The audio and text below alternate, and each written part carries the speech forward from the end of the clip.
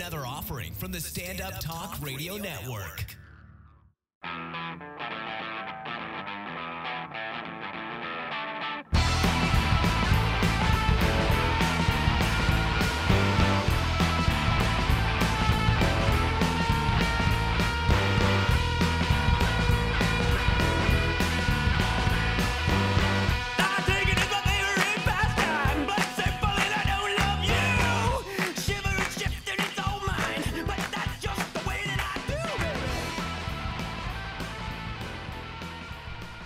Welcome back, everybody. Sal's Comedy Hole podcast, broadcasting here from the heart of Hollywood in Melrose. It's the greatest new comedy club in Hollywood, and we're doing shows all the time, right, Ari? That's right. Every night of the week we have an open mic here. I'm James Quinn, and this is Ari Mannis, my producer. Ari, so I've been listening back to the episodes, and I know you told me not to do that. Yeah, don't listen. Don't listen.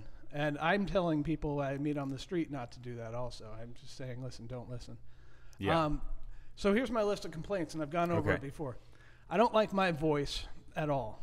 I don't like to hear a recording of my voice. That's fair. I'm not going to argue with you there. Your I voice have sucks. A high, tinny woman's voice. You do, yeah. And it's and when I get excited, it gets full-on Sandra Bullock. Like I go, and like I hear that. I hear that on the podcast. Yeah, you don't want to get excited, definitely. It's gross. Yeah. It's disgusting. The other thing, too, is I'm often at a loss for words when the guest is at a loss for words. And that's sort of not talk show good, if you know what I'm saying. I know exactly what you're saying, and the trick to fix that is to smoke weed before every episode. I don't smoke weed. I know, yeah. You got to start if you want to be a good podcast I don't host. do the drugs. You got to smoke weed. Something happens in your 20s, and you'll get to know this as you hit your 20s, Art. Something happens to you where you decide, do I always want to live on this couch and not go to the bank and see money in there? And then you make your decision on weed right then. And I can still, everyone that I know that smokes weed, with the exception of really the outliers, there are a couple outliers out there that can manage the occasional marijuana, and still pay their rent. And I'll tell you why you're wrong. Because literally everyone smokes weed. So successful people smoke weed. I get you. A cross section of people smoke weed. Yeah. So you see unsuccessful people smoking weed, but you also see, Mark Cuban smoking weed. When do I see Mark Cuban smoke? Have you sat with Mark Cuban as he smoked weed? I've never sat with him, but I imagine if I did, he would. Is that public knowledge? Are you allowed to just say that Mark Cuban smokes weed? Yeah, I'm gonna say that right now. How is that public knowledge? Mark Cuban 100% smokes weed. How is that public knowledge? If he doesn't, he can sue me. Okay, I'm not having a drug conversation. I'm just telling you that I know 31 deadbeats, and they all smoke weed. And it occurred to me in my 20s when I was having bad experiences that maybe you take on more responsibility, you leave the weed Fair at enough. home. Fair enough. Hey, I know a few people that I'm not gonna peer pressure you into smoking weed like my dad does. I'm not going to submit to peer pressure, and that wasn't funny. So those are my things. I'm at a loss for words. Apparently, I don't get high. I don't like my voice, right? And even now, as I say, I don't like my voice. I'm hearing me say, it's just gross. Yeah, you should take the headphones off so you don't have to hear your voice. I love the headphones. I love to be in the headphones. I love the sound to come through the headphones. So I don't like anything about myself. Yeah. And I brought this up a little bit, but I think I need to say it again on last podcast. I'm not an attractive guy. No, not at all. So I was operating under the assumption, and again, this is the same rap I gave you last podcast. I was operating under the assumption that I had developed a personality that was interesting and appealing and funny, but then I hear this back, and I haven't. So I'm an unattractive person. You've lost weight. You got a haircut. I've lost a lot of weight. You got a haircut. You don't have the ponytail anymore, and that can't hurt your chances with the gay dudes in West Hollywood, Listen, nothing hurts your chances with the gay dudes in West Hollywood. There's always someone that would... not that I'm gay. Why are you saying what? Well, you're not gay. You like to experiment. It's way different. No, that's a rumor that you're not going to start. I'm a happily married man to a woman. To a man. To a woman. Oh, you're right. I live in West Hollywood. I enjoy myself quite a bit. Anyway, so the podcasts are going horribly wrong. Mm-hmm. And you brought up the idea. The other night we were at the Jay Davis show. And we were sitting there and we were enjoying ourselves. And were we enjoying ourselves? Yeah, I always enjoy myself. Okay. We were talking to Dave Berger, very funny comedian. Very funny. Who does stuff around the world and the town, comedy. And so we were just hanging out, and you brought up the idea of linking this podcast to another website so it would get more listeners. SalsComedyHole.com. Yeah, and I told you, no. Yeah. And I know the purpose of a podcast is let's get listeners. Yeah. Let's reel them in. Let's get famous and funny. But I think there's so many podcasts out there that we could be the best kept secret podcast. Yeah, I don't want that. You don't want that? It's pointless because the reason for this podcast is to get the name of Sal's Comedy Hole out there. Also, to get the name of you out there so you could start doing the road, buddy. Listen, I don't want to do the road. You need to get out there and start doing the road. I know. And listen, I was thinking about my material and my performing comedy. And I really feel that peer-to-peer among, how many years in, I really feel I do a good job. Mm-hmm. But I also feel I don't hit the stage often enough. Fair enough. To even consider doing the road yet. And I'm still doing my work. Yeah. If you know what I'm saying. My homework. Mm-hmm. So I don't think I'm road ready. Okay. Hey, I think you're the first comedian who will say that about themselves. I think every other comedian at almost any level would go, I could do the road right now. Yeah. I got 30 minutes. No, you don't. The road. I don't know anyone with a good 30 minutes. I know people that can just say stuff for 30 minutes. You know me and Kyle. Yeah, you guys are both wildly funny. Yeah. And you both have, an hour under your belt, and you could do it at a drop of a hat. I have a 20. You don't have a 20. I think I have a 20. You don't have a 20, buddy. I think I do. I have a 20, but I don't like it. And I really think that this art form is about finding your voice first. And I think that maybe I put too much pressure on myself, and maybe I critique myself too much. I'm going to bring on a guest right now who I think is near his voice and quite funny and quite, just a joy to be around. Yeah, nice guy. Yeah. Ladies and gentlemen, please welcome to the podcast, Mr. Kyle Chrise, everybody. Woo! Hey, Great to Kyle be here. Chrise. Great to be here. Welcome, Sal's. Welcome to Sal's, Kyle. We've been trying to get you on the podcast for, I don't know, months now. Like, I'd say at least 7 episodes. 7 episodes. That's been a forever. Forever. And Kyle has, I've known Kyle for, 2.5 years now? Yeah, the Marty's era, pretty much. The Marty's era, where we started at getting to know each other at an open mic here in Hollywood. Marty's era. That is grungy and gross. When someone comes out of Marty's, that'll be awesome. When someone gets big and they go, "How'd you get big?" "Oh, I started at Marty's and Marty's broke." That'll be cool. I think more than anyone else on the planet, I have been the one-person audience for Kyle Chrise. Yeah. And he has also been the one-person audience for me, more than anyone else on the entire planet. That's good to have. Yeah, because we will go to the open mic at 5, and everyone else will go to the open mic at 8. And apparently we sit there and we enjoy our time. I haven't seen you at 5 anymore recently. It's been me and bunch of nobodies. Nobody. Actually, nobody. Well, I'm marked off in my life experiences. I've marked off Marty's. Oh. Yeah, I think that I need to find new stages. I'm past that point. I think that for a tune-up, it was working for a while, but it also makes me lazy. Yeah. Because I'll go in, I'll talk about the same things, and I'll talk about how nobody's here at Marty's anymore. What happens? And look at the tumbleweeds. I do the same bullshit about being at Marty's, and so therefore it's not constructive or creative. Well, that might be on you then. It is on me. Yeah, it is on me. I use Marty's. I think I'm the example. I'm going to be that example of the guy that is going to say Marty's made me who I am. Yeah. I was, I did 2 sets a day every day. Basically, up until I bought my home in January. So Kyle's a new homeowner, Ari Mannis. Can you believe it? I heard about that. Congratulations, he bought man. A house. The house has bedrooms and he has a wife. And a wife. 2 payments. I just want a girlfriend, man. I just want a girl to cuddle with that night. Yeah, that's not how you're gonna get it. Yeah, by saying that. Damn it.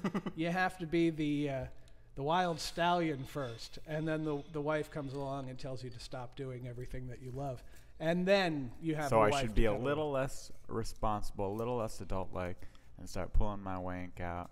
You should be a little less nice to the girls that you meet, and then one of them will break through the the armor that you've put up and see that I'm really nice. Yeah, and she'll turn you into her best gal pal.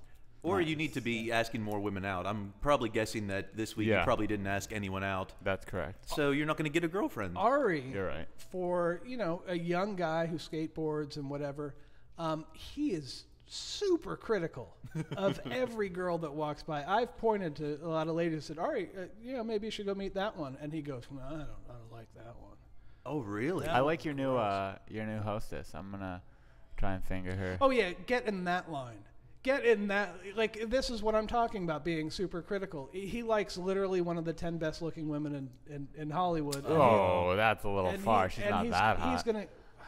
She's good. Wow, Here's- wow, here's- just totally shitting on the girl that you're about to dream on. Here's what happened. We hired this new hostess. We put She's her at great. we put her at the host stand in front of the restaurant, and she's hosting. A guy walks by, sees her, walks to the nearest flower shop, buys a $40 bouquet of flowers, comes back, I can't leaves compete with his that. number with the card. This is a random stranger to the new hostess who's been on the sidewalk for an hour. Wow. Hour one, day one of hosting at the restaurant, and a guy just overwhelmed by her beauty and said, I cannot compete with that. I can't not buy this person flowers. And that's just one I don't of have the, $40. every hour some dude stops. Oh, and is yeah. like, oh, hey, I haven't seen you on Melrose before. You're quite a nice young lady. And that goes on for her entire life. Her entire life. Every hour. And Ari's going to get in that line. He doesn't like her friend who might have a freckle, on the end of her nose, or might have one earlobe. I have a little standards, crazy. guys. It's not standards. It's an unrealistic. Hey, I've inserted myself inside 6 women, and they've all met my standards. Thank you very much. I don't believe that. I'd like to see pictures of all 6 women. Yeah, I can do that. I can show you creepy. pictures. Yeah. I could show you the 6 pictures. The 6 webcam videos. Yeah. Ari's garage is also his sex den. Ari lives in his aunt's garage. Well, yeah, I didn't say they were willingly 6 girls, but yeah. So what I know about Kyle Chrise, Kyle started in the world of music. You were in bands. Yes, still this is. is true. You toured. You played. Still does. You were in college at the world famous Penn State University. The Penn State University. Wow. State College. impressive. University State Park, yes. Now, I had a question, because, listen, you weren't on any of the athletic teams, right? We didn't have a bowling team. I petitioned, but actually I didn't even petition. I asked, and there was no bowling team. Right. And I always think about the disgrace that became of Penn, because my older brother went to Penn State, and the disgrace that became, it doesn't change that you went to college there and had a great time and probably still want to wear the sweatshirt every now and then, right? You're talking about the '94 when they gave Nebraska the Yes. national That championship instead of disgrace. Penn State. Disgraceful. No, I still wear I have this awesome hockey sweater that's Penn State, and it's pretty much, I should be wearing it today, but I still wear that out. What, come on. I didn't get banged by any adults at Penn State, so. Right. Like literally, I was literally got Trying. through. You were trying. My virginity intact. So Kyle gets out of Penn State University, right? And you got a degree in multi-level marketing or something. I don't know what. Journalism. And he Funny moved. stuff. You moved to the big city of New York, right? Well, technically, Weehawken, New Jersey. Some people call that bridge and tunnel crowd and look down on it. No, I was full-fledged New Yorker. Yeah, I lived in Jersey, but that let me afford all the things that New Yorkers couldn't enjoy, like concerts or comedy shows or dinner. Concerts, comedy shows, and dinner in New York, but via Weehawken. Yeah, the twin jewel in New Jersey's crown. You take a bus in, or you take a Bus. You bus over a bridge. Jitney bus through the Lincoln Tunnel, actually. Oh wow, okay. Yeah, and Muslims and Puerto Ricans. Great bus drivers. Wind or sleet or snow or hail. Yeah. Well, you don't want to. You're going to miss a shift. You're getting paid that New York City money. You're not going to miss a shift. What? It's sleeting. I don't care. I've got 9 kids to feed. I'm behind the wheel of a bus. I love those Puerto Ricans in New York. I don't really. I don't. So you get to New York. You're in bands. That's what I know about you. You're in garage bands. You're in bar bands. You're in you're in bands, and you play what? The bass. The bass. The bass. Sometimes the fool. That's a bad joke. I always say that. I always say that. That's so bad. Always, and this is what I always wonder about bass players, because some of them might make some money someday, being in a super group or a great band or whatever, but they're never in charge of the band. No one turns there are to a couple that have been in charge. Who's in charge? Well, I mean, Nikki Sixx is in charge of his crew. Okay. Rush, Geddy Lee. Geddy Lee of Rush. Yeah. So we've named 2 in the history of rock. Give me a third bass player. There's got to be a third bass player. Well, I'm sure Paul McCartney was in charge of his things after the Beatles. Does that count? Paul is different. They switched instruments in the Beatles, and that was the Beatles, for God's sakes. That's different. Thin Lizzy. I think the Thin Lizzy, Paul Lynott was a bass player. I always wonder about bass players, about who decides to be a bassist or a drummer. And I'm not critiquing you, Kyle. I'm just thinking Drummers got the chicks, too. I'm just thinking that you can play guitar, right? Yeah, I mean, I'm not like a Hendrix-esque guitar player, but I could play like a Joni Mitchell style of, And you can sing a little. Yeah, maybe. I mean, I can hold a tune. Yeah, I was the lead of the middle school church production of Daniel and the Lion's Den. Right. So yes, I have some credits under me. So that's a good credit. So anytime that you're in a band, and this is my advice to bass players and drummers, if you're in a band and the band's most likely going to go down in flames someday anyway, you're not going to get famous. No. Be the lead guy. Be the front man. No matter how lame that band turns out to be, you're still the lead, right? Yeah, that's one way to look at it. I don't know. I just think if you're going to, I mean, some drummers are amazing and incredible, right?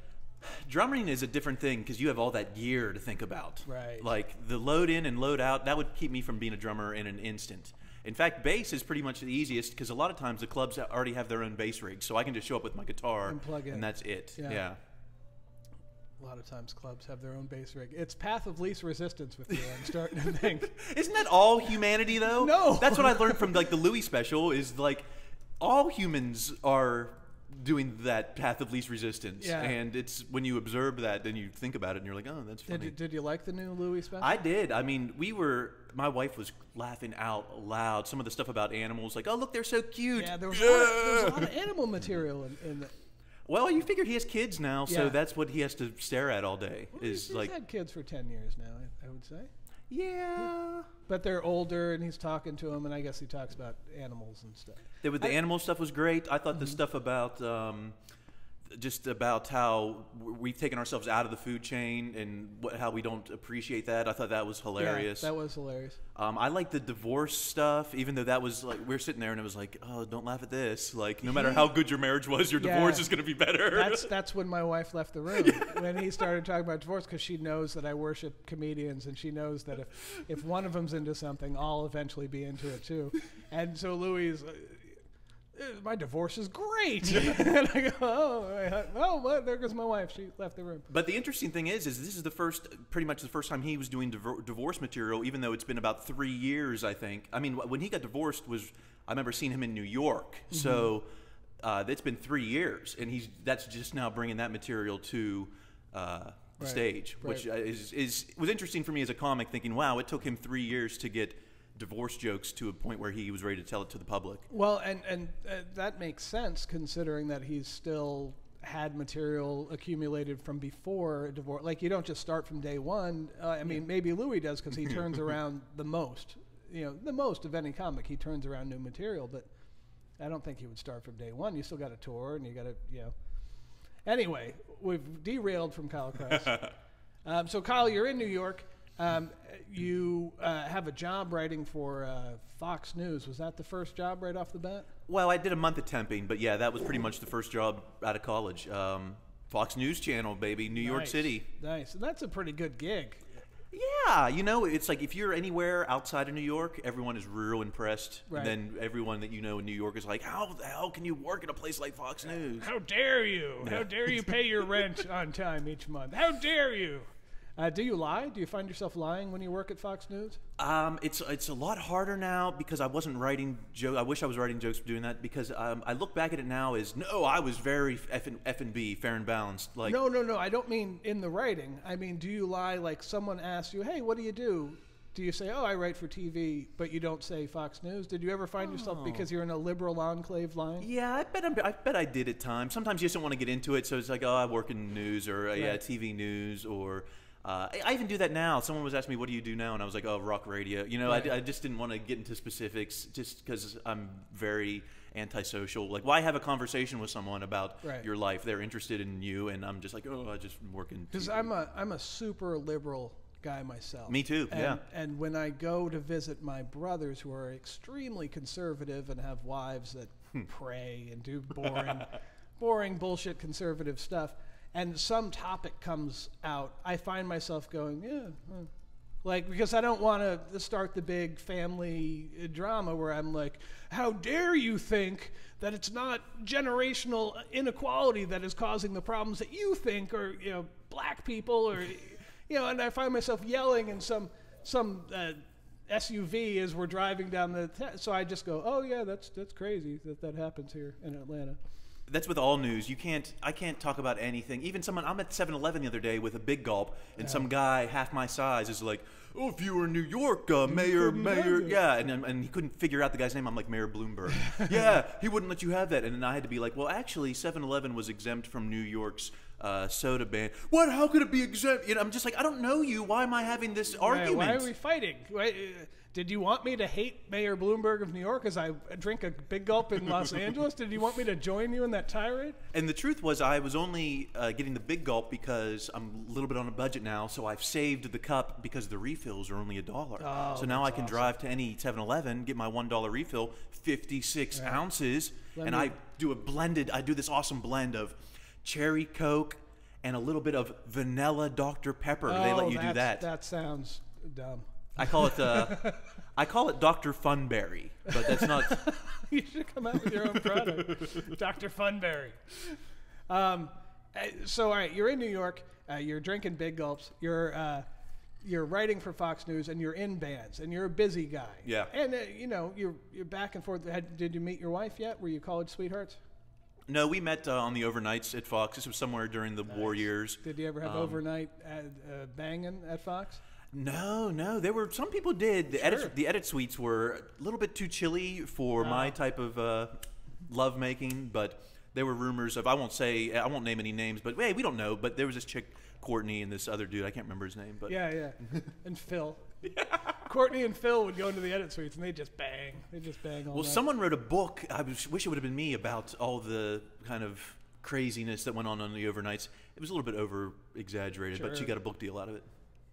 Well, it would have to be over-exaggerated, otherwise it'd be uninteresting. Yeah, it sounds we like everyone... sat in cubicles, and we drank coffee, and then occasionally we tell each other a funny joke, and you know what? We weren't all super conservatives. And you sit down with the book publisher, and they go, that's kind of boring. Oh, and we banged in the editing suite.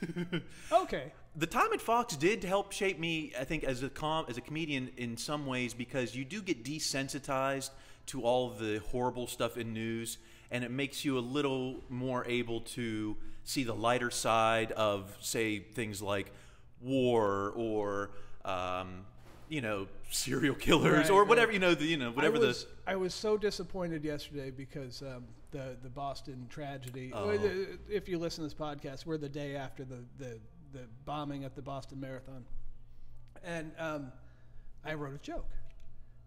And my joke was so simple, and this is why I won't ever do topical stuff ever. It was just I spent all day watching the coverage of the Boston Marathon, and I still don't know who won. That was my joke, right? And I say it, and I get nothing, and it deserved nothing. It wasn't a great joke. You said it on stage or on like Twitter? On stage. Oh, okay. Twitter. I don't know how to Twitter. I know how to accomplish that. I don't know how to put your joke out. I feel like you're giving it away to someone else, and they're eventually going to say it, and then you're going to... Well, it's a lot of times I feel that Twitter is unfinished necessarily material. I know two comics that are big that put premises on Facebook, and then you'll see them a week later doing the punchlines that their friends and family came up with for those premises. Oh, Artie Lang, are you talking about? No, no. Okay. I won't say names, but one's on a sitcom, and the other is just a big touring comic. And I think that's a new form of writing, because among your Facebook friends who are comics and who are not, and if someone contributes a punchline, maybe you just got a free joke. I think it's cheating. What if it was in a group setting? Say the three of us are, brainstorming, and you come up with a tag. We're all comics. Yeah. I was going to say, what's wrong with someone contributing a tag that's not a comic? If they contribute a good tag, it's a good tag. I'm saying it's a very large amount of the material is premise goes on Facebook, people respond, he writes down the responses, and then does. But if it comes out good, I don't see anything wrong with all that. right, okay, Yeah. fine. Well, Personally. you're a dick, and I don't like you. And don't be around me when I say something funny, asshole. We see how Ari gets all his jokes yeah, now, right? oh, Yeah. stealing. So anyway, we got derailed by the producer. I hate his energy. I've always hated Ari's energy. He's super funny in person. Well, no, he's I not. don't say I haven't seen that yet. No, I haven't seen the super. I'm not saying he's not funny. It's just the super. I'm joking. Am I? So I'm Don't ever derailing come back again. here You're, again, Kyle. you're working at Fox News. You're in a band. You're a busy guy. And how does the mind turn to now I want to do stand-up comedy since I'm in New York City? I've always been passionate about stand-up. I remember, being in junior high and watching on VH1 had a show Stand Up hosted by Rosie O'Donnell, which was just clips. It would just be like 2-minute bits for a half hour, and you would see, and it was on every week. So I think I saw every comedian's at best 2 minutes, So that was always in my mind. In New York, I would always go to the Comedy Cellar by myself on a Monday and see people. I don't know exactly what the impetus was. I will say it was sometime between seeing like Greg Girardo and Louis live, and it was just something like those guys had my sense of humor, which was nothing. There are no sacred cows, and anything can be funny. And it was. I guess it was new. It must have been a New Year's resolution. I don't think it was because I don't do that. But I think it just happened to be Gotham Comedy Club in New York was offering their next class. It just happened to be January. How long did you think about starting stand before you took that class? You know what? I probably just emailed them on a whim saying I'm be interested in your next class, and they probably just got back to me, and I said, okay, the time is now. Let's do it. Wow. I don't remember any. I mean, people were saying, I used to talk on stage because, of course, we're in one of these, the reason why we weren't a successful band is like everyone's taking 10 minutes between songs, we're going to retune and wank and so I would often do a little spills from stage that weren't necessarily jokes, but I thought it was, like, I remember we were in Philadelphia and, what did I say? I thought it was hilarious. It was, I always used to say that Philly smelled like fish. That was just like a joke that I would just in passing conversation. And then, I don't know, but the punchline was Piketarian was what and I said that from stage, and I was like, this has got to be hilarious. And I remember the woman who was kind of helping us as a band was like, we're not doing stand-up up there. And I think it was like, I'm doing stand-up, Stand-up. Thank you for the compliment. As you're trying to berate me, I was doing stand-up. Wow, so you take the class. Where's your first time on stage? Outside of Gotham. Okay.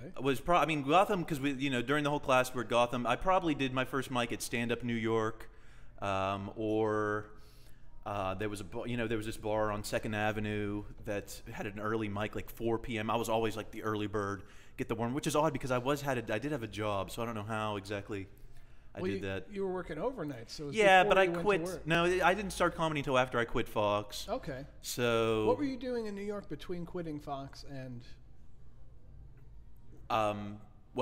Between quitting Fox and starting moving comedy. To LA for your new job here in LA. Oh, there was about a year where I was doing a top 40 radio show. I wasn't doing the rock radio show. It was called the iTunes Download. The iTunes Download. The top. Was it you? No, it was Alex Luke of iTunes. He no longer works for Apple, but we would count down the top 30 songs of the week according to the iTunes sales chart. Oh, that's impressive. Well, it didn't succeed because at that time Glee was real popular, so 5 of the top 10 songs on iTunes were Glee songs. Radio stations didn't want to be playing Glee, Oh, that's even if it was like Journey, like Glee singing "Don't Stop Believin'," they'd just play "Don't Stop Believin'." Yeah. Oh, that's a good song though. The "Don't Stop Believin'." I loved it until Sopranos. Sopranos ruined that song for me. I didn't think of it forever until Sopranos, and then I was like, oh yeah, I kind of like that. There's nothing wrong with that. I used to love Journey. I mean, I wouldn't say they were like my top 10, but I definitely have their greatest hits on compact disc. So when that song became so big after Sopranos that it was overkill, and everyone loved it, like they had just discovered something that no one had heard before. This song had been on the radio for 30 years. I don't know. Yeah. So you get your job in LA. You pack up your stuff. You've consummated things with the wife, right? Yes, technically, yes. Yeah, I'm saying in general, that's where your life is at. You've done a couple years of open micing in New York. You move out to L.A. where you're the producer of the Nikki Sixx radio show. That's a good gig. Yeah. Killer. Yeah. 100 stations, 6cents.com. Nice. Yeah, 98.7 in L.A. for the 3 comics listening. Right. And yeah, it's a great gig. It's like rock. It's like I'm in the center of the. I'm meeting all kinds of artists, and I got to go on the road with Motley last 2 summers. Yeah, it's been fun. Tons of fun. Cool. So you get out to LA and you look for mics to come do because you're still going to be a comic. It's just you have this job. You're different from every comedian that I know. Yeah. Because they're all looking for jobs in show business. And they're unfunny. And they're unfunny. They're all looking for jobs in show business, and you have a job in show business, and you're looking for stage time, artistic fulfillment, and finding this new avenue. I like how you say show business because I still look at it as almost a broadcasting gig. I almost don't see it as show business. You're at an open mic, Yeah. and a guy from the radio station comes down and goes, "We're looking for the funniest comic to host our midnight show." People would cut each other's throat to get on that list, not even knowing if they wanted to host a radio show. But that's a job in show business. Yeah, I get. Yeah. It's mic time. It's. I could be famous from this. Yeah. So you hit Los Angeles running. You start doing the mics, and do you wind up in a clique? Do you wind up in a group? No, I'm like I have this problem where I'm very antisocial, and to me, going to the mic was all about stage time. And then I got my other job. I got work to do for my real job. I got a wife that I have to, can't just ignore. You have to put that time in. You have to put, you got to put the time in with the wife. Tell me about it. I got DVR, so I've got backlogs of Real World Road Rules Challenge that I just can't let that eat up all the Breaking Bad's going to start soon. We got to free some space on the DVR. So for me, it was like get your stage time in. And get out and don't waste time. So I was never very social. Even now, I've been here in LA 3 years, right. And I should be the big man on campus. Right. What I've noticed about people is if they're friendly with me, like if I've been in a car with them or whatever, they usually don't have many more friends. Because I'm that sort of person that I don't have a whole lot of friends. So I'm like, oh, hey, all right. Do you want to walk to the open mic? Yeah, I think the problem with you guys is, you're just not fun to be around. We're loners, and we're not fun to be around. Loner. Yeah. That's what I had an ex tell me. My therapist said you're a loner. Well, why are you talking about me to your therapist about me? How is your therapist qualified to listen to your crazy bullshit? Because you're in therapy. Yeah. And then to decide on someone who's not even sitting on the couch or what's wrong with them. Yeah, it made me want to go in and give my side of it, and then I'm realizing that then that would be therapy, and I'm a man, so I'm not doing that shit. Come on. Yeah. I have an ex-wife. Did I ever tell you that? Yeah, I only learned that recently, I think. That shows how friendly we've been, right? That's how close friends we were. And it was a brief, horrible marriage as compared to the marriage that I'm in now. How long were you married for? Oh no! I mean, it was less than a year. It was a horrible, horrible sidetrack to my life that How old were you? Ruined everything good. Shut up. So How old were you? I was in my 20s. Okay. You don't. The advice is don't just marry anyone. Marry someone perfect. Like I've done now. But anyway, so before, she decides to go to therapy, and comes home with a list of things. And she's fucking crazy. And I go, you know what? That list is great. You should go somewhere and work on that. And that's how our marriage ended. I was like, you should probably take that list and drive across country somewhere where you're not with me and work on that. Give yourself a couple decades. I'm not a fan of the Anyway, so I'm derailing again from the Kyle Chrise experience. Well, what I'm learning is that it's not just enough to be funny, even if I think that I am. Yeah. And even though I know I'm not, I haven't reached my funny potential yet. Mm-hmm.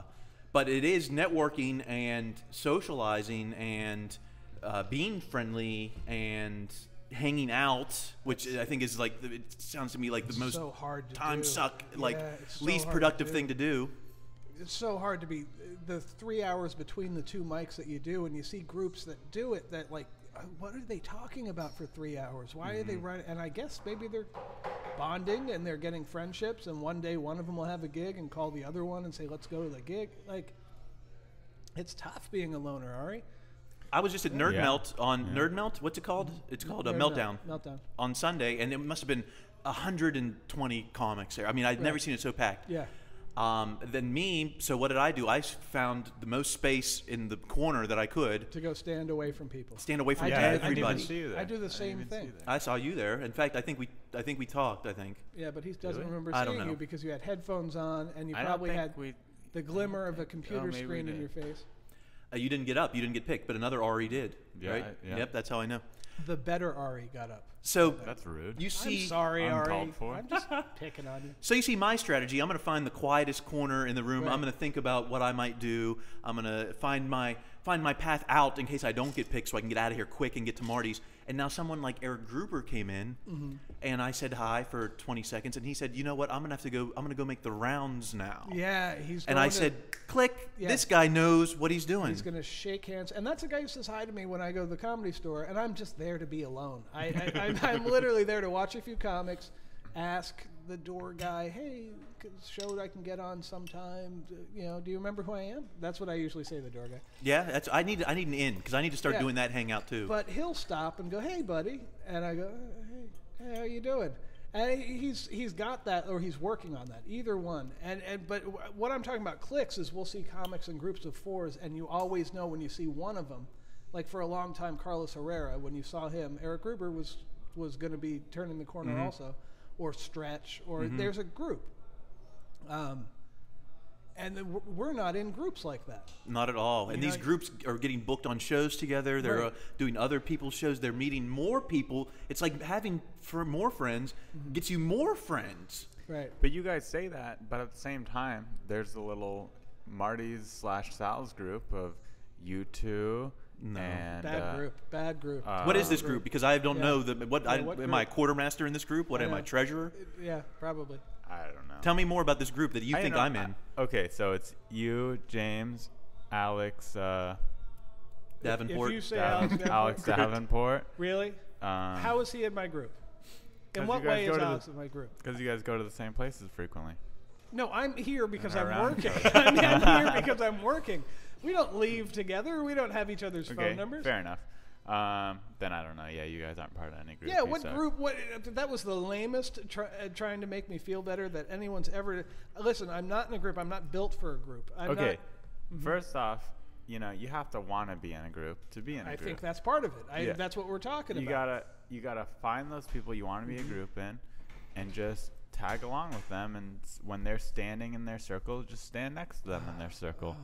And then chime in with one of your mean comments about someone else, and they'll like, that guy's funny and mean. I think I don't make mean comments about anybody, but I think that what you were trying to say is guys like Brad Sachs, Liam Hales, Kyle Chrise, myself. There's a few people that I could say, we could form a group. Yeah. We could band together. Yeah. But I'm not going to do that. That's a lot of work. That's a lot of work. Who does organize these groups? I see, like, for instance, not to name names, but you have like this Keenan Baker, Tony Baker, Cordell Pace, Right.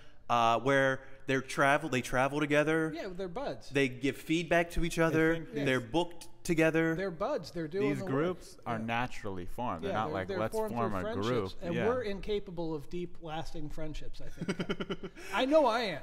I look back over my life, and I changed best friends every year. Like whoever was available to be my best friend was the best friend. No one held an attachment where now I'm like, I got to call that guy. I had a couple of friends that lasted longer than a year, but like, it's just nostalgia at this point. It's like, hey, remember that guy? Yeah, I do. I'll call him in 6 months and see how he's doing. Will you? Yeah, No. no. But I don't maintain friendships outside of my circle of life. So if I move, I get all new friends, and pretty normal. And I don't talk to them. But isn't in comedy? Is it more than friends? I almost feel like it should be like a coworkers. If I want to be hanging out with these group of comics all the time, Yeah. I do want it to be a there's certain select. There's a thing too for how your clique works. If you're in, and this is true about life, Ari, you can write this down because you're young. If you're in a group and they're all doing the wrong stuff, you're in a bad group. Mm-hmm. If you're in a group where you get high before going on stage, you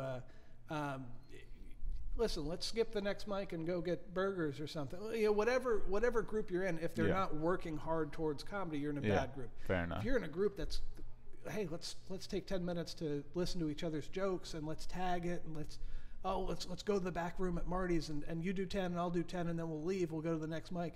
If you're in that hard-working group, you're naturally going to get better and you do whatever. So I don't know. I want to find my group. I want to find, I need a mentor is really what I'm looking for, but that's expensive. I've tried to make a J date for comedians. Yeah? Like a comedian dating service that you like don't you go had, on you romantic dates. kind of have a mentor. I have a mentor, yeah. And I'm talking your about mentor? bingo. I'm not allowed to say. Oh, it's a secret mentor? It's a secret mentor. well, then cool. we'll have to edit what I just said. Then. No, that's fine. That's fine. I have a mentor. We that get together less now because I work, but we get together and we run a half an hour to each other. That sounds cute. All the time. And the problem with that is that you tend not to get the audience experience. Yeah. The good part of that is that you become so familiar with where you're trying to go with your material because we're harsh on each other. We don't like each other's material and we don't like each other. And we're buds, you know, to a degree, but it's not a friendship thing because he has a ton more experience at stand-up and at knowing about stand and art. So it's a true mentorship, you know, kind of thing. I'm the Padawan learner, and he's the lower level Jedi. That's what it is. That's what I'm searching for, but I find that doesn't you can't seek that out. It almost has to, like I tried once. I paid a guy to. See, that's never going to work Yeah. because you know he's only going to be as forthcoming as how much money he can make off of you. That's never going to work. You got to find someone, and you got to, like, my end of it is I provide a usefulness. What is your usefulness? I'm on the receiving end of his half hour. Oh, okay. In these, like, it's not I go over and we talk. It's none of that. It's, hey, we got an hour. Let's squeeze it in. You do a half hour. I'll do a half hour. And then he's super critical of me. He's like, that's boring. That's slow. You're not committed. You're not whatever. And it's super tough because if you do comedy to one person who's heard your material before, the 500th time you do it, you scratch your eyeballs out because it's so hard to do. And if you're not in character, he's not going to listen. He does this thing where you're talking, and he slowly turns away and stares at the wall. And I'm like, what are you doing? And he's like, well, you're not in character, so I'm not listening anymore. Oh, all right. And now there's no way to get into character after he does. So you may as well just start talking. Why even do bits now? So now I just flail. And I step out of the bit, and I always, in those moments, wind up writing something really good because I'm desperately trying to get the attention back. And it's true about comedy. When you take the stage, you're the show. You're the show. You need to get their attention. You need to hold their attention. You need to be interesting first, and then come down with the punchlines. A lot of people think it's about punchlines. It's not. So you think this mentorship, has it improved your comedy? Definitely. And have you seen each other do shows? Yeah. Okay. Yeah. Well, it's definitely helped me. And an interesting thing that happened to me is I pulled out an old record. You record all your pretty sets. much. Yeah. I record very few. It's so few, in fact, that I pulled out an old pocket recorder that I had. It's 3 years old. It ran out of batteries. I put it in a desk drawer, and I never took it out of the drawer again. So I pull out the batteries, I put in new batteries, and there's 6 sets recorded on there, and they're all bar shows from back when I was doing Bringer bar shows. And I listen to them. Man, did I get laughs. But I also hear the voice behind, and my voice is totally different now. It's totally different because it was so gross, and I got that flush of embarrassment that, I'm listening to a 3-year-old set, and people heard me say that, and they heard me be that nervous, and they heard me bail on jokes when I didn't get a response. I literally, one of my bailout punchlines was, there's no second part to that joke. And the crowd would laugh, but it was literally me not wanting to say the punchline because the setup didn't. I used to get a chuckle on the setup and then a big laugh on the punch, and I thought that was comedy. It wasn't because I wasn't in character and I wasn't doing a good job, and I sucked, and I still suck. But it was embarrassing listening back to this old recording, Ari. It's like how I'm going to feel listening back to these podcasts 3 years from now. That bad. So I guess my question, as far as this, how your mentor worked, then, do you think you would not have improved as well as you did if you just stayed by yourself? Part of the issues I'm having is, yeah, I really want a mentor. It's not happening. I still have to continue this journey solo. Okay. So is it up to me to get better only? Can I only get so good by myself until I hit a ceiling where I'm not gonna get any better because of my own knowledge? You can create a universal mentorship where you watch and worship good and great comedians. You can create sort of, if you really break it down and do the study and do the work, what are they doing? What's different? Are they faster? They're louder? They're in character? They're slower? They're time consuming? They're in character? Like you can learn all those things. But in order to create a mentorship, you have to find someone that needs something. You know, is there a comic with more experience than you that's willing to hang out with you because you're on a radio show, Kyle? You know what I'm saying? Brandon Walsh, what do you need out there? I'm calling you out specifically because I thought you had the best Comedy Central half-hour special this last round. And what do you need? And you make that offer. Hey, do you want to get together every now and run 20 minutes to each other? And you do it for real. And if the mentor is any good and wants to do that, you establish a relationship. Otherwise, it's just like learning how to be a boxer without a trainer. Yeah, how many boxers became champ without a trainer? None. None. I would say. None. Yeah. How many people? Certainly not Glass Joe, whatever that guy is. Glass Joe. Yeah, Glass Joe and Tyson's Punch-Out. Yeah, how many Rock and Roll Hall of Famers learned watching YouTube? Right. Well, that's a bad example, but for instance, like I feel like I'm really at this level where I need someone to help me. Yeah. I'm no longer able to help myself other than just continuing to write more and more. Well, the history of art, Kyle, if you look at the history, we're in a really weird point in human evolution. The history of art, think about commerce and art. It's always been apprenticeships. Yes. It's always been learning from. And if you read the biographies of great comedians, you will hear the stories of. And then I made friends with Jerry Seinfeld. Yeah. And we spent 5 years driving to gigs together. There was a discussion throughout that 5 years of how this person could get better, and he got better. They all have those stories. Every comic talks about who they hung with, right. and you're always a little impressed. Robert Klein hung with Rodney Dangerfield literally for a couple years. As Robert Klein became better and better and better, and there was Rodney Dangerfield hung with Joe Ancis, who created Lenny Bruce. So there's always an apprenticeship. There's always a learning, and right now in art we operate under this mythology that doesn't exist. You just make it up. You show up and you're good, and that's not true. You learn through pieces and bits of information. But Raphael, Michelangelo, and all the Splinter. All the Teenage Mutant Ninja Turtles, they were all each other's apprentices. There were masters, and then you would go and you would, like, I don't know if I'm explaining this properly. You are. I'm getting it exactly. It's in the book Outliers. Michelangelo didn't show up and say, I'm the greatest painter, let's start doing it. He, from the time he was a preteen, was given over to this master artist who probably had butt sex with him. Yeah. Lived at the place and did all the stuff that an assistant needs to do. And then when he got good enough at art, he did some of the art that the other person signed. And then when Michelangelo was the top guy in Rome or wherever, right? Yeah, right. He starts doing that, and he's got two artists that are apprentices that will then, in the history of art, they will also be famous, amazing artists. And they're also preteen boys that you have butt sex with. It's just that simple. That's how art works. So who do I have to give it up to is what I need to find out there. If you're listening, Kyle Chrise on Twitter, at Kyle Chrise. I'll tell you where you screwed up. You met Tom Green at a party at Andrew Dice Clay's house. Yeah. And you should have said, hey, I want to hang with you and be your assistant and help you out as you tour around the country doing stand-up comedy. I love Tom Green. I don't know if I have I don't know if I have that time. You to don't. Be, yeah. You don't. So you have a day job. I'm screwed. You're screwed again. I have a day job. And by the way, the guy I'm apprenticing from, not a great comic. I mean, come on.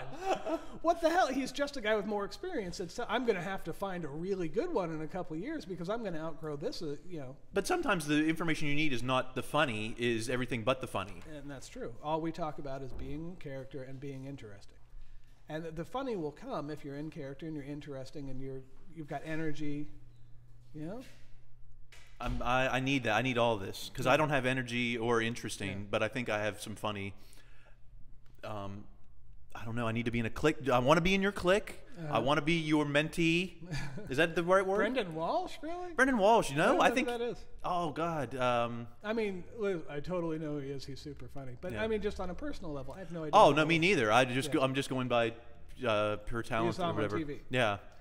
And at the store. I mean, but you know who Louis C.K. had a sitcom, Lucky Louie, on HBO, loved it. And it went like 9 episodes or whatever, and it didn't get picked up. And again, and it was a funny show, and it was good, and I could see how now his show Louie has learned from that show and is so much better.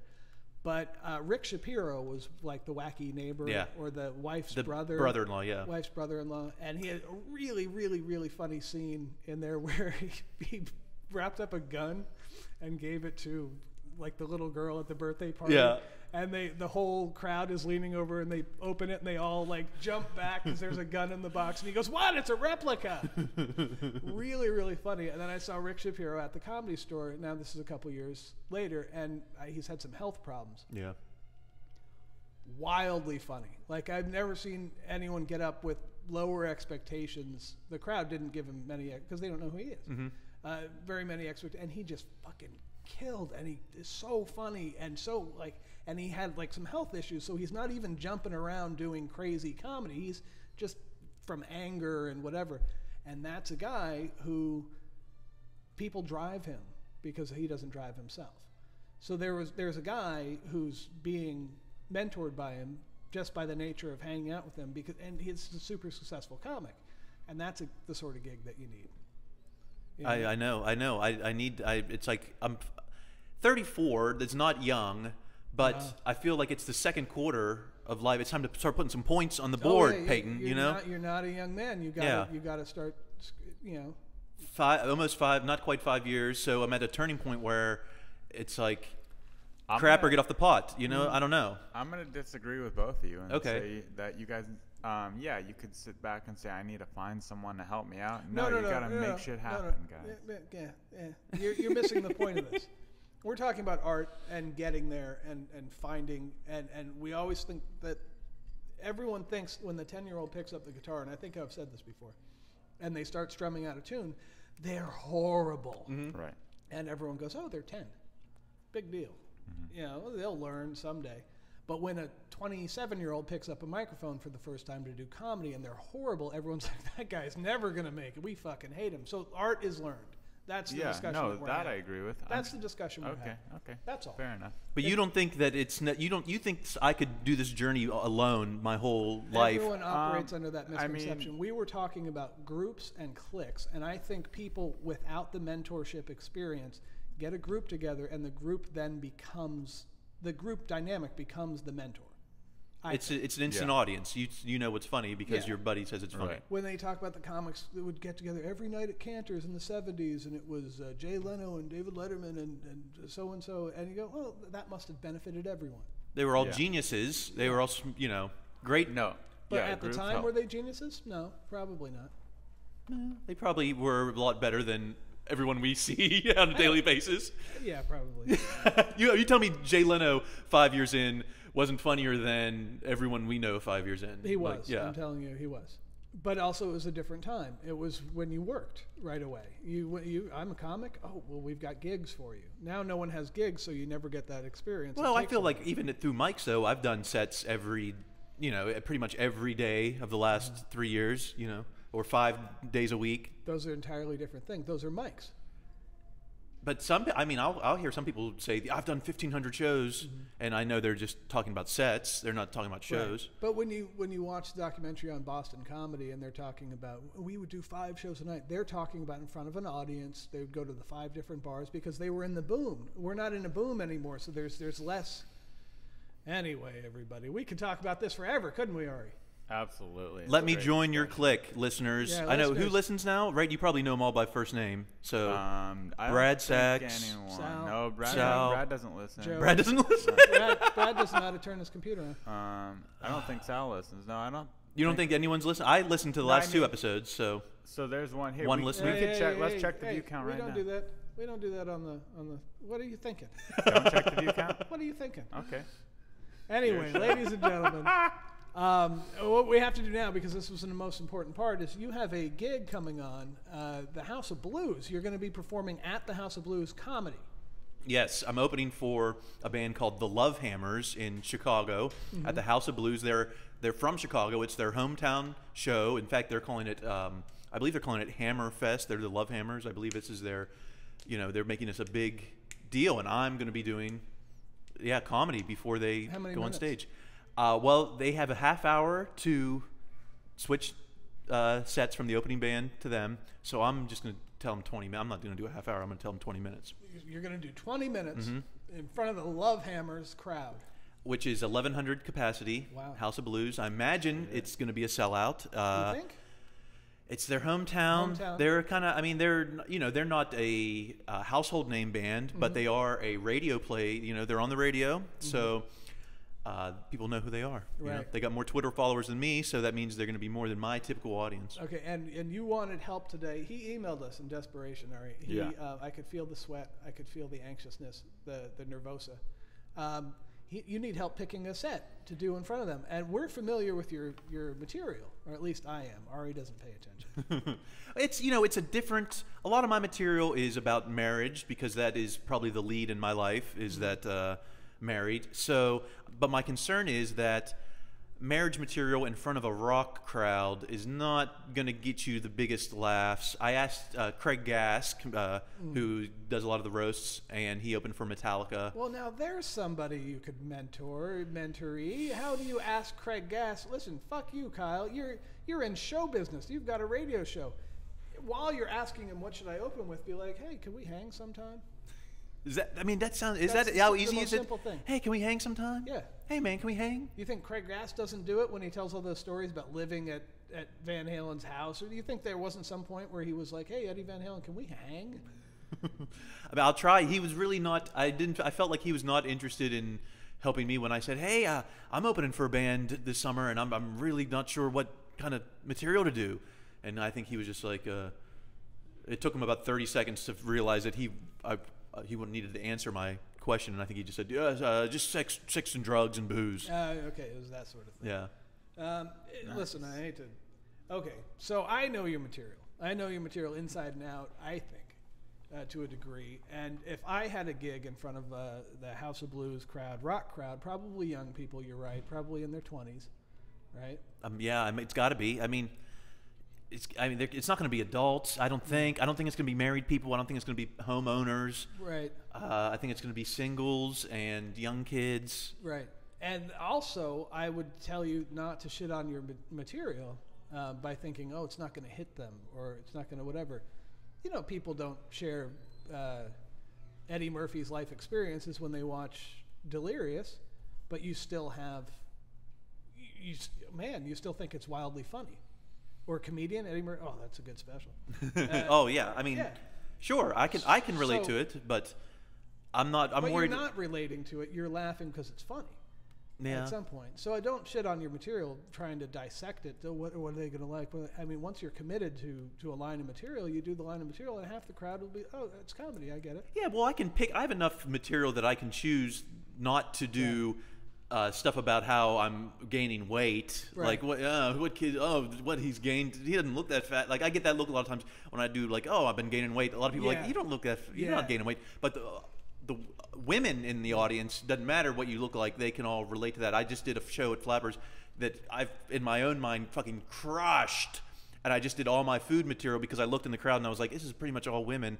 I wanted to work on homeowner stuff, new stuff that I had in front of an audience, but I said, just you have to be as funny as possible. I've seen you do that. I've seen you do the weight gain. What food? Do I eat? Yeah. Caesar dressing on the side, I think, is a funny joke. Yeah, they love that too. Yeah. So here's the thing. I would open, and you do what you want. Yeah. I would open with all the band stuff that you have.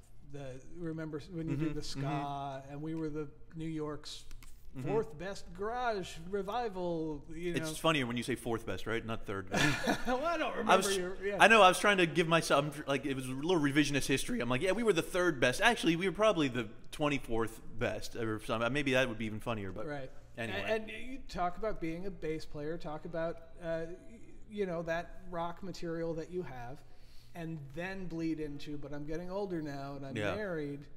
And then bleed into, we bought a house, like if you take them on your journey, it can start in rock and roll where they understand. And then as you get increasingly frustrated with your life, they'll follow, they'll follow along with you. I literally wrote 3 columns on a card. I wrote sex, drugs, rock and roll, and then made a list of my bits. And and the weed stuff to a yeah, rock crowd? that'll go. Your dealer, your Jamaican dealer that you wired money to. And he's not even Jamaican. Yeah. That will hit. So you open with the band, you go on to weed, and then you have to, just by nature of who you are and what you've been working on, you have to get around to your weight gain stuff and the homeowner stuff. I'm even thinking, I was trying to how can I make it? I was like, I got to make it Chicago centric. Like I can write some jokes about Chicago pizza. And then I can transition into food stuff, but I just haven't gotten around to written the Chicago pizza yet. Little interruption here. Yeah, hey, you got to pay your tab. What's up? You have a tab? Not my tab. Oh, it's a delivery tab. He should close it to Grubhub probably because it has nothing to do with me. Let me test out 2 little quick things that I wrote that I think I might try to open. Keep in mind the band's name is the Love Hammers, so I thought I want to come out and open with man, the last time I performed with a group called the Love Hammers, I wound up with jizz all over me. No. That's what you're gonna open. I don't know. I love it. Please open with that. I wouldn't open with that. I'm the demographic you're trying to appeal, not him. That would crush, dude. I just wanted to make, because these are going to be fans of a specific. Right. I don't know these. I don't know the band. Just talk good about enough your dick to. the entire time. I would open because remember it's a crowd that's not expecting comedy. That's even worse. So they're expecting band. Yeah. So I would 2 minutes of talking about Love Hammers are coming soon, man. Isn't that exciting? I can't believe I'm opening for the Love Hammers. That's awesome. Man, last time I opened for the Love Hammers, I ended up covered in jizz. That's so good. Is it? Yes. I don't know. And then I was in a band. Yeah. I'm a bass player. I was in a band, and then you go on to you remember and do your ska dance, and you do your. You could say, you know how much pussy I got when I was in a band? 0. None. Yeah. None. In fact, and that's the truth. That's the sad truth. Yeah. Love Hammers are backstage getting pussy right now, guys. I'm excited. It's going to be my biggest audience. It's like literally the biggest show of my career, without being exaggerating. Right. But the other thing, I don't know how to use this opportunity to my max potential. Tape it. Okay, so you'd say I don't know exactly, but they don't let video in the House of Blues. Okay. Then record it. I was going to record audio on stage. Have someone take stills. Oh, I was going to have someone also record audio from the crowd for crowd laughs. Have someone take stills. Now, the main thing is, this is going to get nerdy on the podcast. Not the record. I mean, record audio on stage, but to have a direct line from the mixer. All right, maybe that might. If you can. I'm more worried about. I think the bigger thing that I have to accomplish is somehow afterwards. How am I connecting with 1,100 people as they leave? Right. The only chance that they get to get it to lodge in their brain is after they see me get off stage, and as they're leaving the concert, and there I am. And what am I doing? Am I handing out business cards? Am I write a bit, a 2-minute bit? Oh God. Okay. About how no one follows you on Twitter or Facebook. I have the worst Twitter and Facebook in the history of comedians. No one follows me. No one likes me. Like whatever you've come up with funny for that, so that maybe 90 people leave with thinking, oh, I'm going to follow that, or on their phones they're like, oh, I'll follow this loser. Would it be even more? I just called you a loser. I went over my head. Would it even be more effective to? Because an idea I had was say.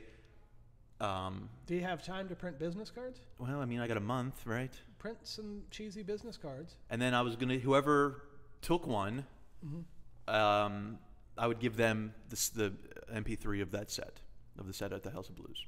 Yeah, follow me on That's a Facebook cool or Twitter idea. to get the MP3 of this set. Or it might just have the website. It might just have KyleChrise.com, and then I'll put a link up on there. Download the Print 1,000 business cards, and literally before you set, put them out all over the club. If you're allowed to do that. Yeah. Yeah. I'm just worried that there's only going to be maybe a 3-minute window from as they're leaving the club, as they're leaving after the band has played. They may have already forgotten about me. Sure. And Yeah. there's going to be 1,100 people leaving this club at once, Yeah. and Just I need hand to out flyers, to suck up as many of these people as possible. Business cards. And as Business much as your cards. pride as possible, and just hand them out. Because that's the other thing I'm bad at is collecting a fan base. Comedy today is not about necessarily, not necessarily about playing, as many shows or these shows, but about accumulating filling your a own room. fan, Fill your in a own room. fan base. If you now. can fill a room in a certain city, you'll always work that city. Yeah. Yeah. So if Chicago is a giant city with a big comedy scene, and I've just played to 1,100 people, if I can get 20 people into, every club is going to love me. Into the improv. Yeah. Of Yeah. Chicago. Or Zanies, which Or the Laugh Factory just opened in Chicago, right? They've got Yeah, another yeah. Laugh Factory. So, That's good. Hey, pre-sale, I've got 20 people interested to see me in Chicago. I'm going to be coming through Chicago with Nikki Sixx. Whatever, can you give me 20 minutes? I did get a set at Zanies. They're putting me up on Friday night. Doorbell. I'm opening. Of course, it's a homosexual comic, so Oh. which means it's probably not going to be the straightest audience. Well, why would you assume that? I just know. I mean, if you go to see Margaret Cho, that may be a bad example. She's very much more mainstream than. But if you're going to go see the homoerotic night or whatever whatever they call it, Right. the rainbow. It's the rainbow night. Rainbow night at Zanies. And you go down there, and everybody's in a pink shirt, and they're all drinking, daiquiris instead of beers. And you go, oh, I'm here on gay night. Yeah. So I have to tailor my set, I feel, to that crowd as well. Absolutely. You open with the weight gain stuff immediately. Caesar dressing on the side should be your first punchline. They love sex stuff. A gay audience loves some sex stuff, even if you're talking about straight sex, I guess. So I have this weekend. It's May 31st, Friday, May 31st at Zanies, Chicago, and then June 1st at the House of Blues. June 1st at the Chicago House of Blues, you're going to see Kyle Chrise crush and destroy an 1,100-person audience. Yeah. And you're going to gain, I'm guessing, 931 fans. That would be a hugely successful. What a high That's percentage. more than you get from being on Maron's podcast. That's more than I get for being on the radio in 100 cities. So I can't, You're going to be gigging. You're going to be doing a gig. That's different from being on a radio. Yeah, I just need it to pay off. I need to maximize it to my potential, and knowing that I want to go in smart. That's why I'm looking for as much advice as I can. I don't want to blow this opportunity and might not get another chance this big for another year, or who knows? I might be, I could be doing mics for the next year. When do we stop doing mics? That's Never. what. Never? Never? They told me, they were like, when I started at Gotham, they're like, the goal at this level is to get out of mics as soon as possible. Why would they tell you that? stop doing Why would they mics think when this? you're booking so many shows that you don't have time to do mics. Listen. Yeah, I know the technical answer, but I'm talking the We put up- philosophical. We put up an open mic here at Sal's, and I'm not going to name names, but a professional comedian by the name of Earthquake came in and did our mic a couple times. On a Monday night, yeah. Because it's beneficial, and no matter what point in your career is, to hear the new jokes out loud, and you never stop micing. I mean, that Jerry Seinfeld comedian documentary, technically he was micing even though it was an audience. Yeah, I'm fine with that. Yeah. I'm like, it's one thing to do that and what Jerry does in front of an audience. Pardon me. But as we all know, the mics you don't get the audience feedback. Right. So you don't know until you really get in front of an audience how good or something is. You think you know how good it is. Right. I think you have to get aggressive at this point because you're a few years in and you're good. You have to get aggressive with getting on bar shows. Which are not much different than mics, the bar shows I've done. They're a little better. They're better because you get Some real people. crowd. Sometimes they're not better. Sometimes, they're yeah. horrible, but a lot And of the then times also, they're better. you have to focus your energy on one club. I've said this to you before. Yeah. And try to get looked at and showcased and passed. That's where your energy should focus, because that's where the development spots come from. Being a past comic at a club, 3-4 times a week, you get to perform there, and in front of their audience. Well, who's going to the Laugh Factory to wait in line today with me? I am. Yeah. Well, see, I'm not going to do that. No. Well, James is the manager of the biggest club in town, so. Yeah. How silly would that look if the manager of a comedy club is standing in line at another comedy club? Everybody would look like by. you're a comedian. But you can fuck yourself. I am a comedian. I know. I think Ari is going to develop a resentment because he doesn't realize that when I'm kidding with him, when I'm picking on him. I have that same problem. But I was kidding. But I was the one that insulted you. I'm so sarcastic. People think that I'm not very positive. Yeah. I've been told I'm not very positive. And you have a deep-seated, rooted anger that I've seen spring out 2 or 3 times, where you flipped on people. You're the most easygoing person listening to this podcast right now. Is like, wow, that guy's super easygoing. He's I can super Hulk polite, out. He's super friendly, and then I've seen him flip, Ari. I've seen this guy throw Sprites for no reason. I dropped. It was an iced tea. I dropped it. I've seen him. Yeah, the first time I met him, I pay to be here. Who are you? How dare you? And I'm like, Jesus Christ. Mind you, it was a moment before he had his first blast of weed, and so there was probably that built-up anger from work. It was. I don't even know what. Yeah, I don't know what it was. Sometimes I do, and it's not. Oh, this is a true story. You legitimately snapped at someone. Who'd you snap at? They were. They were filming an interview at Marty's. They were interviewing Marty, and I should have been respectful to that. But for some reason at the time, I thought that they should have been respectful to me as... Well, no, this guy who was second in charge of this stupid documentary about old people, which didn't come out anywhere. That footage is not available on the internet. It doesn't exist. So they're interviewing this super old dude, Marty, about what you to do in the second half of your life. And this guy who's operating the camera, I guess, or whatever, took it on himself to tell Kyle a couple times to be quiet. And Kyle's showing up for his open mic. Is Kyle on stage? There are no signs up that say filming, open mic canceled, none of that. Kyle comes in. No, it's the open mic starting. That's awesome, actually. Kyle, I would have done the same thing. Kyle comes in. Wanted to. It makes some noise with the door by sliding the glass door to go to the patio. And this guy runs over. We're filming in here, so maybe you could be quiet. And then Kyle needs something, so he does it again. He goes back in. I think you're going to take a piss. Yeah. And then he's coming back out, and the guy comes over to say it again to him. And then Kyle goes, God damn it, this is my time. I pay to be here. You don't pay to be here. I paid money to be here. And I'm gonna eat my lunch. And then he takes off. I'm out of here. And then as he's flipping, he drops his 64-ounce iced tea all over the ground, and it makes a huge splash, and he slaps the glass door, and then now he's cleaning up ice. And they're still interviewing. Trying to interview. And he's like, well, I'm getting out of here. You don't get my $5 today, Marty. Why don't you eat a dick and fucking die? And I think so you ended up looking a little bit like a jackass. Oh yeah. I apologized to Marty and the guy. But you know what? You were in the right. Because you sound kind of in the right. Yeah. I know no one deserves anything. No one deserves anything. I know that. But I feel like I deserve. No, listen. I feel like if you deserve to be I just deserve a little respect. I don't know. I feel like in all aspects of my life, I feel like at work, I deserve a little more Cummins than I get. I feel in comedy that I deserve a little more attention than I get. I believed in music. I believe my band was overlooked. Yeah, overlooked. Yeah. And you know what? It's because Nice Guys finished last. I don't think I'm that nice. Since I moved to LA, I'm negative. I'm like the Eeyore. I'm Eeyore of Sherwood Forest. Oh, I've seen that. I've seen that the quality in you. I've seen that sort of. And me and Doug Reed laughed about you. Not maliciously. No, don't give me. Not maliciously. Don't give me some. But he was doing a little impression about how you're just like, okay, like at home.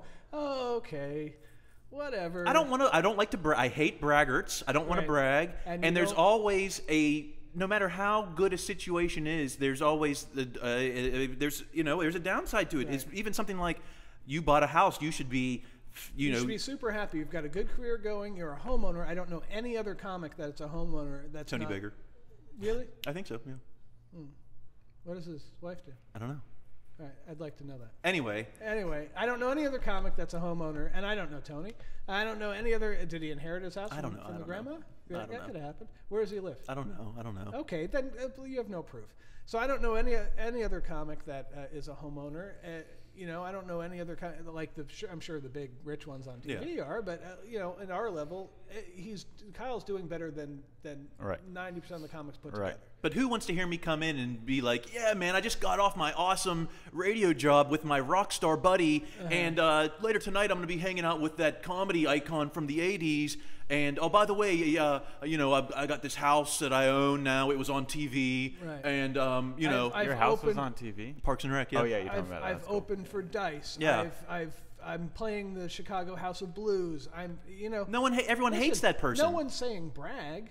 So I tried to do the opposite. I play down. Oh, this house is a pain in my ass. I know that you This play comedy down. career is going straight to Marty's. I know that you play down, but I think that every now and then you don't want to be overlooked for what you've accomplished. That's all. And what I've told you 100 times, pick a comedy club, call them, say I'm on the radio in 100 cities. Can we swap stage time for plugs? And if they don't want to do it, you find the next comedy club, and you have to take it upon yourself to get the stage time in front of the audiences because you're good and you're accomplished, and you need to make that transition into this world. Is that how everyone does it? That's how everyone does it. Everyone does it. Or have someone call and pretend to be your manager. If you had the time, like how did Dean Del Rey go from not doing comedy 2 years ago to now? Okay, well, I listened to his WTF. Yeah. And you're literally talking about a guy with a million show business connections. Yeah. Because he had a 25-year show business career in producing shows and getting shows going and being in bands that were successful and touring with Jacob Dylan. And I mean, listen, in the world of comedy, when you start out, if you could get one celebrity to vouch for you, you're in. You're in. Right? Yeah. Dice calls me the best bass player of all time. You should. So take that. Put that in your... Do you want to work for a living or do you want to rock? Do you want to sit behind a computer all your life or do you want to rock? All right. And I was like, I guess I want to rock. I guess I want to rock. Say it like you mean it. I can't hear you. Ladies and gentlemen, I'll tell you one place Kyle Chrise is not overlooked, and that's on the Sal's Comedy Hole podcast. I think that this was the deepest discussion we've had so far. Oh, yeah? I think that this was... That means most editable. It was rollicking, and it was moving. It was informative. I think that my voice is still terrible. I think that he's going to email you something, and you're going to... The opening song will be from his band. I got the email. You got the email. I got it. Oh, yeah. Did we hear that song up front? That was an awesome... That was an awesome song by the Teenage Prayers. That was my New York band. Our third album will be coming out soon. That was from the second album, Everyone Thinks You're the Best. Or do you want me to just play the normal intro and play the full song in its entirety at the end? Wow. No. We want you to switch the intro music. Okay.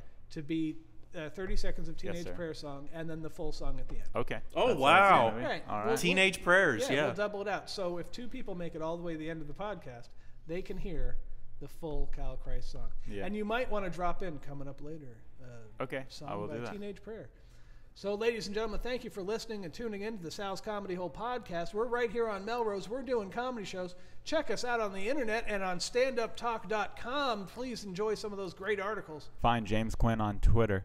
On Facebook, not Twitter. He's not on Twitter. Find him on Facebook, James Quinn. And find Ari Mannis all over the internet. He's on Twitter and Facebook and StandUpTalk.com. And find Kyle Chrise, the House of Blues, June 1st, just ripping the roof off. Yeah, or on Twitter at Kyle Chrise. It's kind of like Jesus, but with an E, not a T. E, or just KyleChrise.com. Ladies and gentlemen, thank you for listening.